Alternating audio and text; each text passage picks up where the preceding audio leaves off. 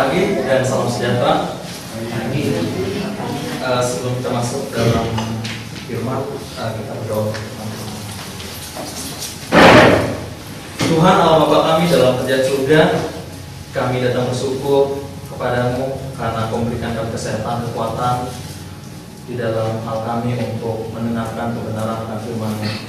Tolong membantu kami, biarlah firman-Mu dapat disampaikan dengan baik, dan biarlah kami mendengar dan mengerti kehendak Tuhan dalam firman-Mu ini. Di dalam nama Putra-Mu Tuhan Yesus Kristus kami datang berdoa. Amin. Baik, Bapak Ibu dan saudara-saudara sekalian, pada saat ini saya ingin membawa sebuah judul sesuai dengan tema membangun jemaat yang besar dan kuat. Ya.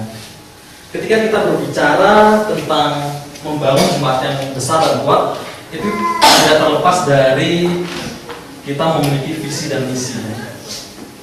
Visi adalah kita melihat visualisasi gambaran ke depan, bagaimana jemaat itu dapat tercipta, jemaat yang besar dan kuat.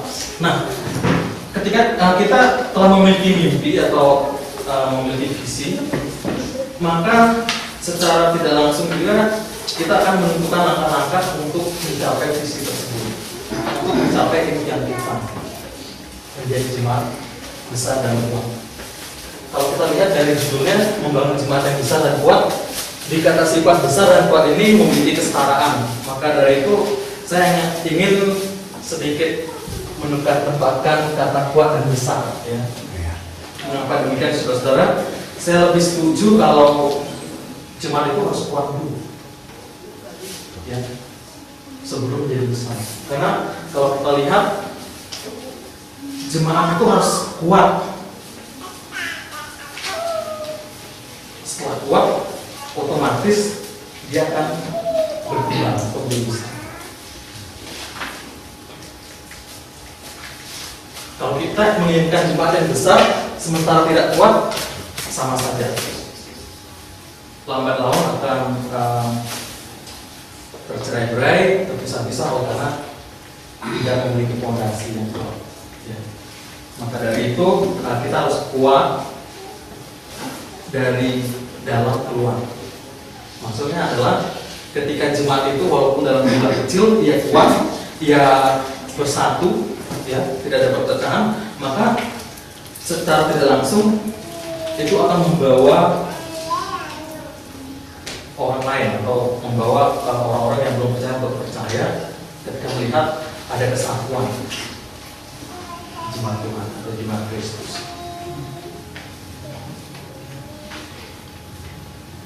Tujuan saya membawakan khotbah pada saat ini agar kita mengetahui bagaimana jemaat yang besar atau mengetahui jemaat yang kuat dan besar itu, kemudian kita mengikuti langkah-langkahnya. Kalau saja beberapa hari lalu di hari Jumat kita belajar, ya, disampaikan oleh Saudara Mahlok tentang sasaran bersama, bukan sasaran pribadi-pribadi. Kemudian Saudara Inatan tentang pembinaan atau pengajaran di dalam jemaat. Kemudian Saudara Johansa yang berbicara tentang kemungkinan yang handal. Terus Saudara Henry berbicara tentang pertumbuhan yang alkitabiah, dan juga Saudara Dendi berbicara tentang kemauan yang kuat untuk menginjil, ya. Maka dari itu, saudara, pertanyaannya adalah bagaimana membangun jemaat yang besar dan kuat. Di sini saya menyiapkan dua poin, dua hal yang ingin saya bagikan. Yang pertama adalah anggota jemaat harus berkomitmen total. Ini dia. Bukan hanya sekedar semangat untuk memiliki jemaat yang besar, ya, tetapi harus ada komitmen. Perbedaannya adalah kalau semangat itu bisa naik turun, ya.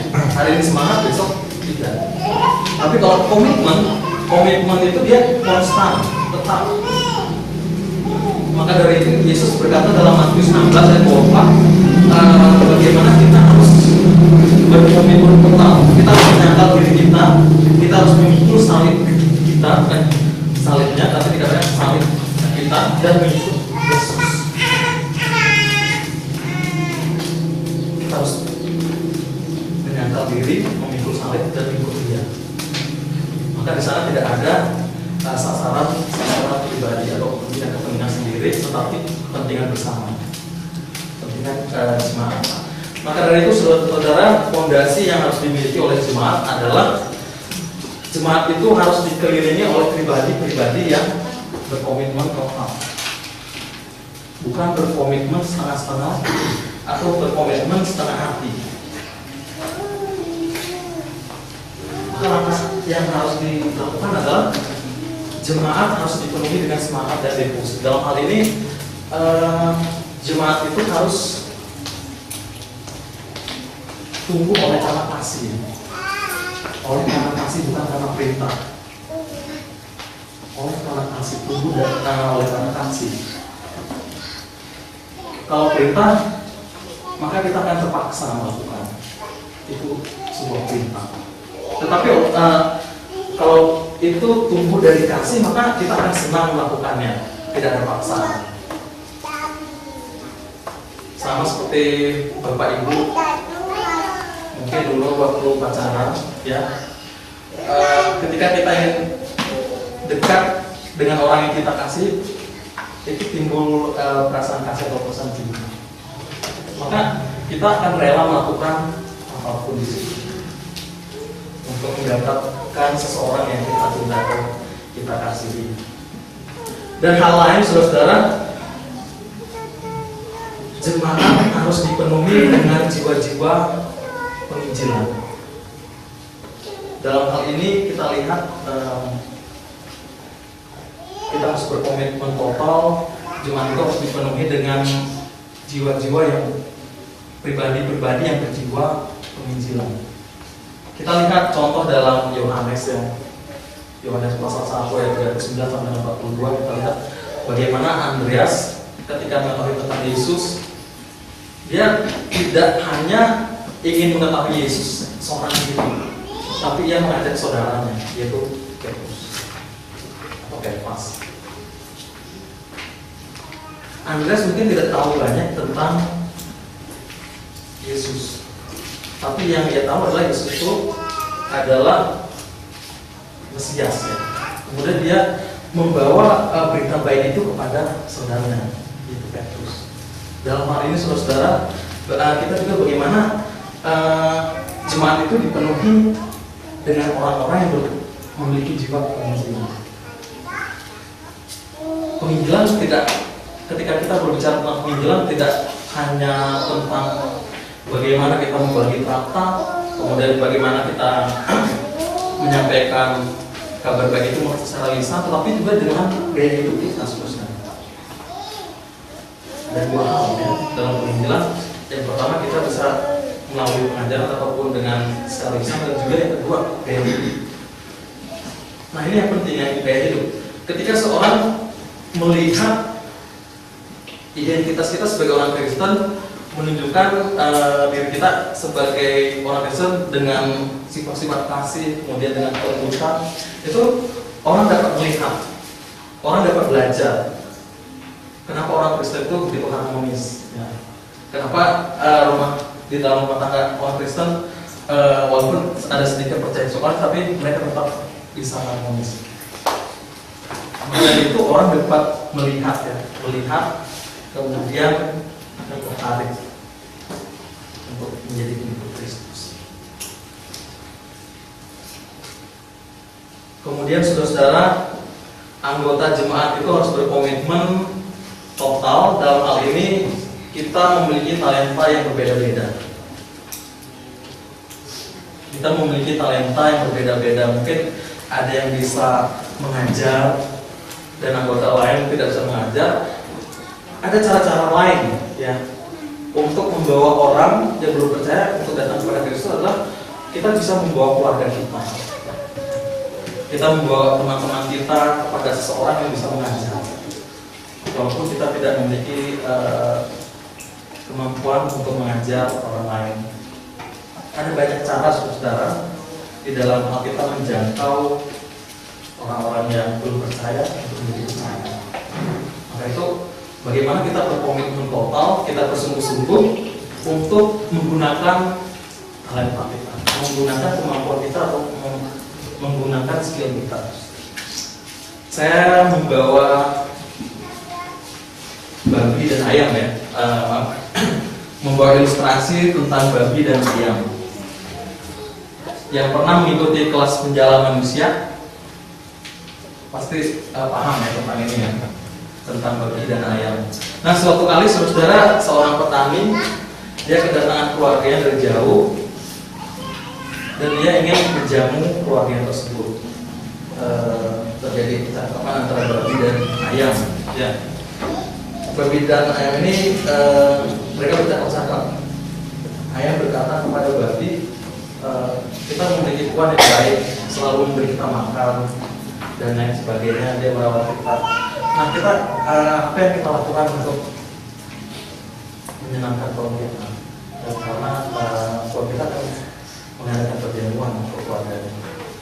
Di sini kita lihat mereka sepakat kita harus melakukan sesuatu. Kita harus berkorban mengorbankan sesuatu. Dan ayam ini berkata kepada babi, saya akan memberikan telur saya untuk perjamuan tersebut. Sedangkan si babi berkata, kamu belum melakukan pengorbanan secara sepenuhnya, kamu belum berkomitmen untuk melakukan sesuatu untuk pengorbanan tersebut. Dan babi ini berkata, saya berkomitmen untuk menyerahkan tubuh saya menjadi santapan bagi mereka. Saudara-saudara, kedua hewan ini memiliki komitmen ya, sama-sama memiliki komitmen untuk memberikan sesuatu atau mengorbankan sesuatu untuk tuan petani tersebut. Ayam berkorban, tetapi dia hanya memberikan telurnya. Dalam hal ini jemaat, ya, anggota jemaat, mungkin dia ingin melakukan sesuatu untuk jemaat, tetapi tidak sepenuhnya. Mungkin hanya sekadar terlibat, tapi tidak mengikuti secara sepenuhnya. Sedangkan babi ini dia berkomitmen total, menyerahkan dirinya, bahkan dia rela mati untuk Tuhan yang tersebut. Di sini perbedaannya, saudara. Nah, dalam hal ini, sudahkah kita berkomitmen total untuk mencapai visi kita, membangun jemaat besar dan kuat? Apakah sudahkah kita melakukannya dengan sepenuh hati?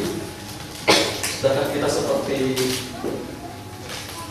komitmen babi tadi, menyerahkan diri penuh dalam hal dia berkorban atau berkomitmen total?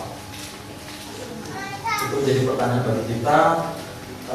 Apakah yang sudah kita lakukan untuk mencapai visi kita, mimpi kita menjadi jemaat yang kuat dan besar, itu sudah kita lakukan bagian kita, melakukan apa yang dapat kita lakukan.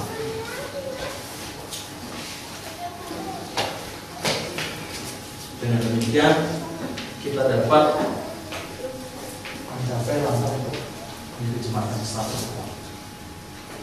atau jemaat yang kuat dan besar. Yang kedua, saudara-saudara, bangunlah kedewasaan rohani mulai dari dalam keluar, bukan dari luar ke dalam ya, tapi dari dalam dulu. Jemaat itu harus kuat dari dalam, maka kita harus menjadikannya kuat secara rohani. Nah, kita tidak bisa mengutus bayi-bayi secara rohani ke medan pertempuran ya. Oleh karena kita menginginkan jemaat yang besar, secara serta-merta kita membangun kerohanian anggota jemaat, padahal itu masih baik secara rohani, dan kita menginginkan mereka keluar menginjil. Yang terjadi apa, saudara? Bukan ledakan besar yang terjadi, tapi kepingan. Itu mereka kepingan yang terjadi. Kan ada yang sebagian di sini, sebagian di sana, ada yang di sana lagi. Itu yang terjadi. Oleh karena kita hanya sekedar ingin jemaat yang besar, sekedar ingin jemaat yang banyak, tidak didasari atau memiliki fondasi yang kuat. Dalam hal ini, saudara, Untuk itu kita harus mempersiapkan para penginjil-penginjil atau kalau dalam peperangan itu kita harus menyiapkan pasukan kita. Kita harus melatih mereka sebelum mereka pergi ke medan pertempuran. Maka dari itu, jemaat harus melakukan sesuatu. Hal yang dilakukan adalah memenuhi jemaat itu dengan pengetahuan firman Allah. Bagaimana kita dapat menginjil sementara kita tidak mengetahui isi Alkitab ini? Kita tidak memiliki pengetahuan tentang firman Tuhan. Sementara firman Tuhan ini adalah senjata bagi kita untuk menyampaikan kabar baik. Maka dari itu, saudara, jemaat harus dipenuhi dengan pengetahuan firman Allah. Kemudian yang kedua, menjadikan jemaat itu sebagai jemaat yang berdoa. Dalam 1 Tesalonika dikatakan pasal 5 ayat 17, tetaplah berdoa. Terkadang kita mengandalkan sistem penginjilan, ya. Terkadang kita mengandalkan program-program yang bagus yang ada di jemaat, tapi kita melupakan satu hal, ya.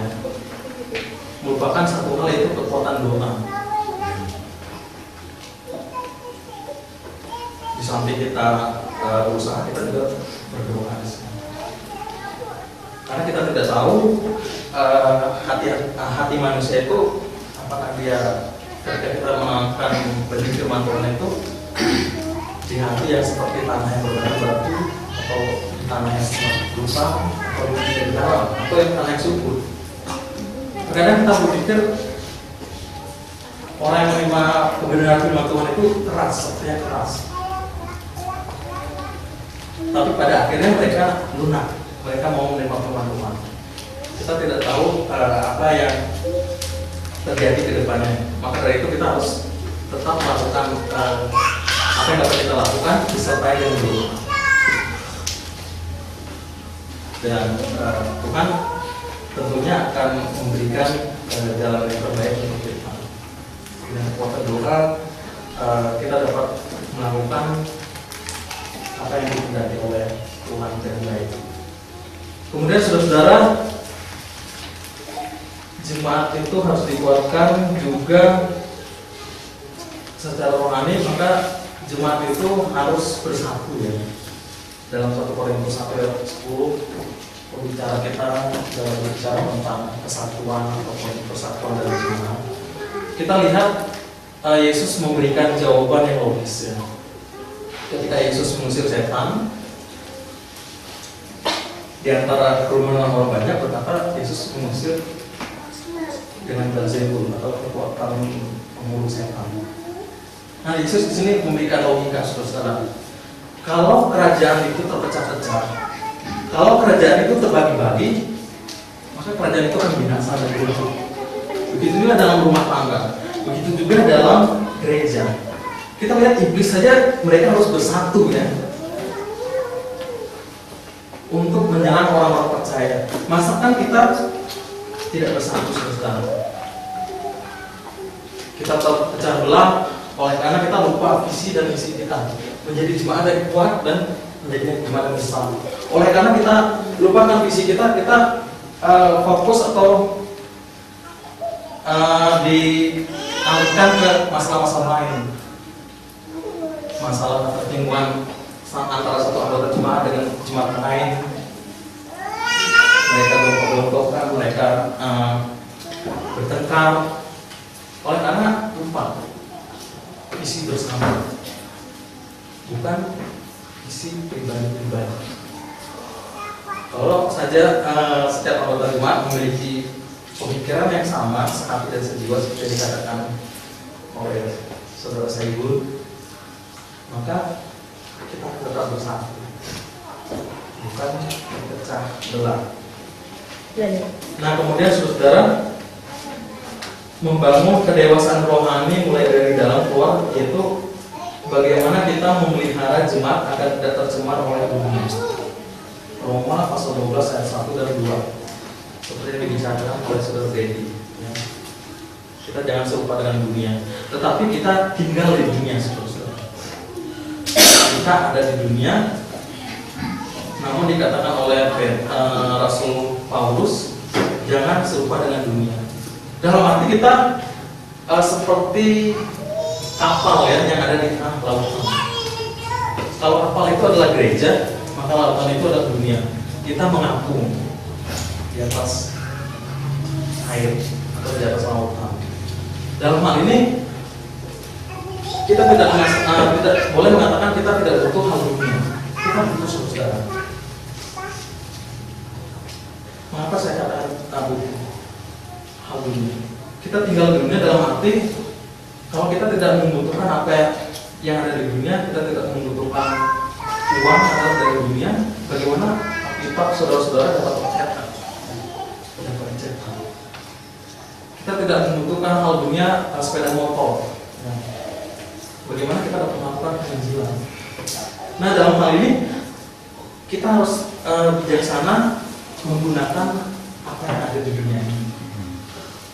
Kita tetap membutuhkan, tapi kita memanfaatkannya untuk kemuliaan Tuhan, untuk membangun jemaat Tuhan, untuk menggunakan sarana-sarana tersebut untuk yaitu dalam visi-visi kita menjadi jemaat besar dan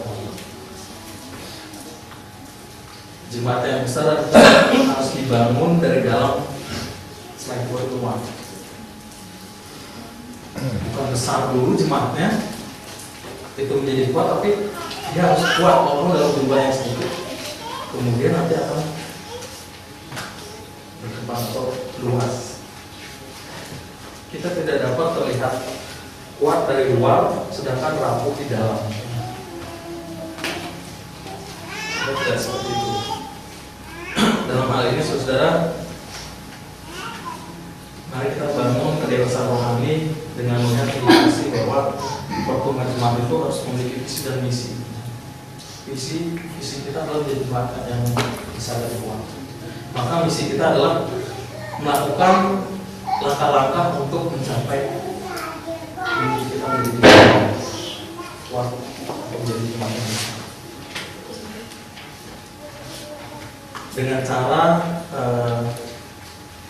kalau di jemaat Sunter, ya, saya dari jemaat Sunter, kita akan mengadakan kegiatan program baca Alkitab bersama dalam waktu 90 hari. Ini nanti dipromosikan ke jemaat Sunter. Di sana kita akan bersama-sama untuk membaca. Kita akan mengingatkan satu sama lain agar dalam satu hari itu membaca sekian pasal. Kalau kita memiliki kita berkeinginan untuk membaca Alkitab sendiri, terkadang kita hari ini baca, besok baca, 3 hari lupa oleh karena kesibukan. Tapi karena kita bersama-sama, maka kita saling mengingatkan. Mungkin pada saat ini saya lupa, saya diingatkan lagi oleh saudara Jeffrey, Pak sudah membaca dari pasal ini ke sini. Nah, itu akan saling menguatkan kalau bersama-sama, tidak sendiri-sendiri. Kalau sendiri-sendiri cepat lupa, semangatnya akan naik kemudian turun. Kalau bersama-sama kita saling mengingatkan, saling mendorong untuk menyelesaikan membaca program Alkitab 90 hari ini untuk seluruh Alkitab. Kita melihat pesan-pesan di sana, ataupun juga dengan cara saudara kita bertukar ayat Alkitab seperti dilakukan oleh saudara Dedi beberapa tahun lalu mengirimkan ayat-ayat Alkitab. Mau tidak mau kita harus membaca pesan SMS tersebut. Masa kita mau membaca promo-promo sedangkan ketika ayat Alkitab dikirimkan kita tidak baca? Itu dia. Itu adalah salah satu cara, samping berbagai cara untuk kita menguatkan secara rohani. Nah, saudara-saudara, dari hal ini, dari kedua hal tadi kita harus berkomitmen. Yang kedua, kita harus membangun kedewasaan rohani itu dari dalam keluar. Maka dengan demikian, marilah kita membangun kita menjadi jemaat yang bisa dan kuat dengan langkah-langkah yang sudah disampaikan dari hari Jumat sampai di hari Minggu. Maka dengan demikian kita menjadi jemaat yang besar dan kuat itu dapat kita lakukan secara bersama-sama.